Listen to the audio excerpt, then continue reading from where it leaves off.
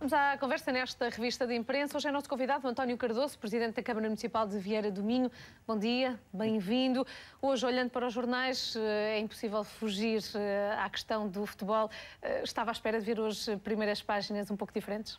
Muito bom dia. Com certeza que sim. Todos nós gostaríamos, todos os portugueses, de ver umas notícias certamente melhores, mas infelizmente foi o que todos vimos e de facto é a notícia de primeira página em todos os jornais, a derrota de Portugal com o jogo inaugural com a Alemanha. Portanto, um jogo em que havia algumas perspectivas de termos um bom resultado, e um bom resultado seria no mínimo um empate ou até vitória, e portanto não aconteceu. Foi de facto nos últimos anos e nos últimos mundiais foi o pior resultado da equipa portuguesa.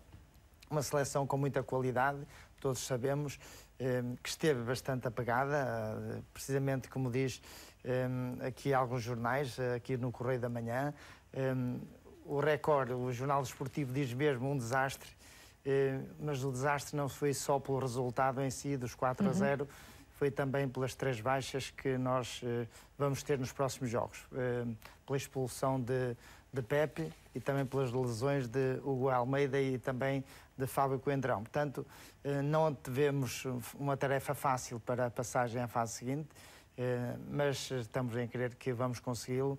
Basta que se consigam corrigir alguns erros, e foram vários os erros cometidos pelos jogadores da seleção portuguesa, e portanto para tentar vencer os 2 jogos que faltam, com o jogo com os Estados Unidos e o jogo com o Gana, e aí sim teremos a passagem garantida. E vamos... Mas está otimista. Ontem Luís Filipe Scolari apressou-se logo a recordar o arranque do Europeu 2004, dizer que perdemos com a Grécia na altura e depois acabámos por chegar à final. O que é certo é que não temos a mesma equipa de 2004. Não temos a mesma equipa, a equipa é diferente, o treinador também é diferente, mas os jogadores tenho a certeza que vão saber superar este momento difícil desta derrota, porque esta derrota foi uma derrota mais pesada do que aquela que aconteceu no Euro 2004. Portanto, mesmo nesse Euro 2004 conseguimos chegar à final e só não vencemos na final por alguma infelicidade, mas estou a crer que pelo menos a passagem à fase seguinte será um dado adquirido, não tenho dúvidas. A seleção vai corrigir os erros que cometeu no próximo jogo com os Estados Unidos, e depois certamente no jogo com o Gana será um jogo mais fácil, e certamente já poderá o selecionador e os jogadores também ter outra atitude, outra forma de prever já o futuro, e esperemos que na fase seguinte poder contar com os 3 jogadores que infelizmente a seleção não vai poder contar com eles nos próximos 2 jogos, certamente que não.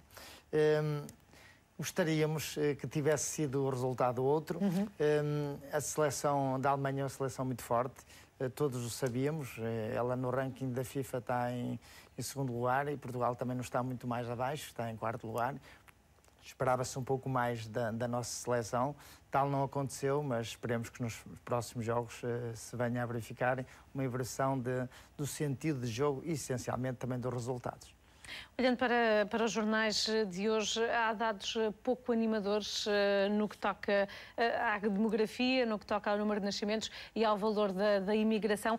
Por que é que quer destacar este assunto? Eu destacava este assunto porque, de facto, é preocupante para o nosso país e também para a região aqui do Norte e do Minho, na qual estamos inseridos, e em particular o Concelho de Vieira do Minho, porque também sentimos, de certa forma, o efeito da imigração e da falta de natalidade. Portanto, é um concelho que está envelhecido, Vieira do Minho. Portanto, é um concelho que também tem que apostar. E nós, o município de Vieira do Minho, temos incentivos à natalidade.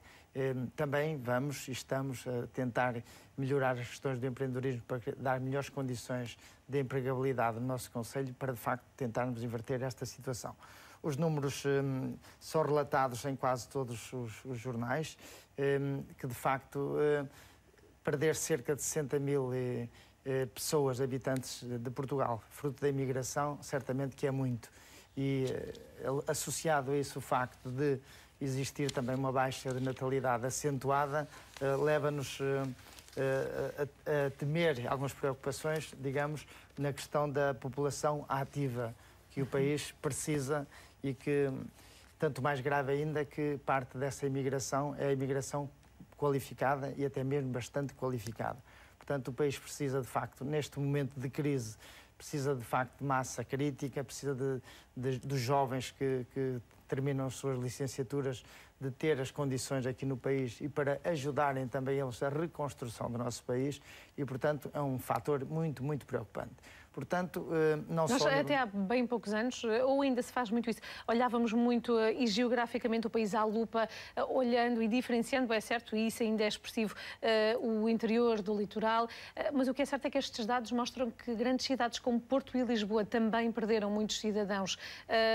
É urgente olhar ainda com mais atenção para este fenómeno? Sim, claro, sem dúvida que sim, porque eu penso que nos últimos anos se notou muito a imigração, mas dentro do próprio país, do interior para o litoral e para as grandes cidades, Porto e Lisboa. Claro que faltando também as condições do emprego e as taxas de desemprego são bastante elevadas, certamente que as grandes cidades e as áreas metropolitanas são as primeiras a sofrer dessa parte do emprego. Portanto, e serão esses os primeiros a procurar na imigração, em países estrangeiros, atualmente, as oportunidades que aqui, infelizmente, não têm.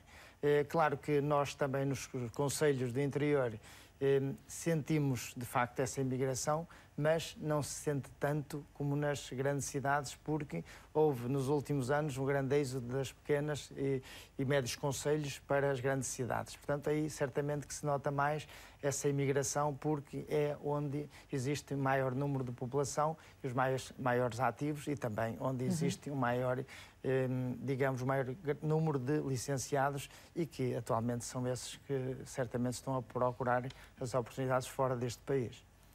Olhando ainda para os jornais de hoje, um assunto que hoje faz a atualidade, quer também falar sobre os exames nacionais.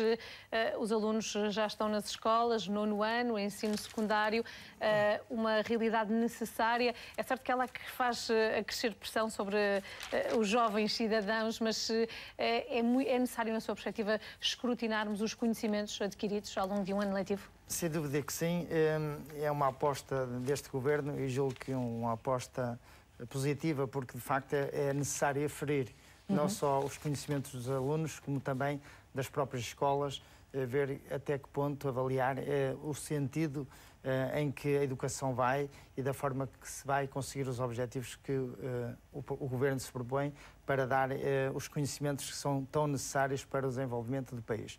Portanto, julgo que é muito importante. O Correio da Manhã dá aqui na primeira página, de facto, diz pais pedem critérios abertos nestes exames, na página 26 e 27, e depois, de facto, dá algum destaque a esta notícia da correção e dos exames nacionais. Nós sabemos que a avaliação é importante. Também as escolas devem se sentir e saber, assim como os professores, que de facto também estão a ser avaliados e também os conhecimentos que eles transmitem aos seus alunos serão importantes e é necessário que também tenham, que se possam aferir aquilo que se vai passando nessas escolas comparativamente ao que se passa nas restantes escolas do nosso país e, portanto, penso que é um passo positivo e que estes exames são esperados com alguma expectativa, tanto mais que os exames do nono ano do passado ano letivo foram negativos. Portanto, espera-se que, de facto, haja um incremento positivo e que também os alunos e os professores tenham correspondido às exigências que o Ministério da Educação impôs para este ano letivo que agora termina. Há pouco, e falando sobre o movimento das populações, quer no país, quer para fora, falava sobre a oferta de emprego como um elemento essencial para fixar as populações. Sente também no papel de autarca que a escola, uma escola de qualidade, é também um elemento fixador de agregados familiares nas diferentes regiões do país? É muito importante. As escolas têm um papel fundamental no desenvolvimento de qualquer sociedade. E também nós, nos concelhos do interior, não sendo bem Vieira de Minho um concelho de interior, está na transição entre o litoral e o interior, mas também sentimos um pouco isso, até porque temos uma taxa de abandono escolar um bocadinho acima da média nacional, portanto deixa-nos preocupados. temos tido reuniões com os agrupamentos de escolas, com o Conselho Municipal da Educação e, portanto, temos sentido a necessidade de também enverdar um bocadinho pelos cursos de formação profissional. O nosso Conselho, Vieira do Minho, irá certamente apostar também nesses cursos de formação profissional para dar outras alternativas aos jovens para a questão precisamente da empregabilidade e da geração de emprego.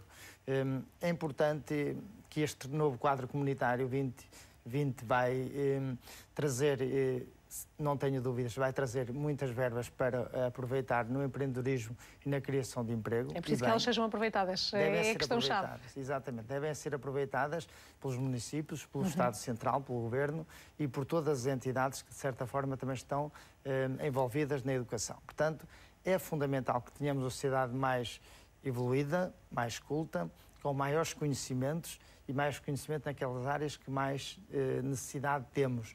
E, portanto, é nesse sentido que também as escolas e as autarquias, em colaboração umas com as outras e também com o Estado Central, possamos dar oportunidades aos jovens, porque serão eles o nosso futuro e, portanto, temos que os ter também a eles motivados e qualificados para no futuro poderem exercer convenientemente as suas profissões. António Cardoso, agradeço-lhe a presença neste jornal. Um bom dia. Eu é que agradeço. Muito bom dia.